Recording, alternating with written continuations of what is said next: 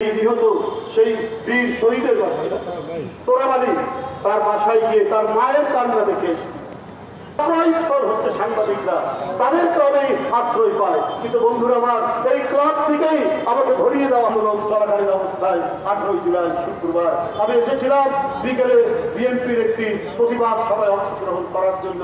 দুপুরের মধ্যে ঢুকে গিয়েছিলাম।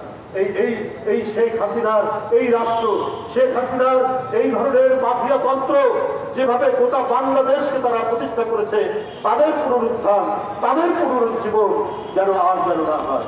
আপনাদের সকলকে ধন্যবাদ জানাচ্ছি এবং আগামী যে সরকার এবং বর্তমান সরকারও এখনো সাইবার নিরাপত্তা মানে ভাই হচ্ছে সাইবার নিরাপত্তা একই জিনিস। খাদিজা আজকে এরা আছেন কি বলে তত্ত্বাবধায়ক সরকার, যে খাদিজা মেয়েটা আপনার মাস্টার ডিগ্রিতে পড়ে সে নাকি এখনো কারাগারে। তাহলে আপনার প্রশাসন কিভাবে চলছে?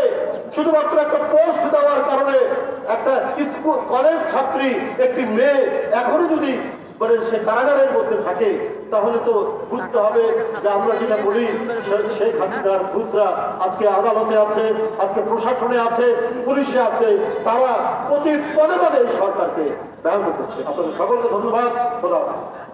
এই পর্যায়ে সভাপতির বক্তব্য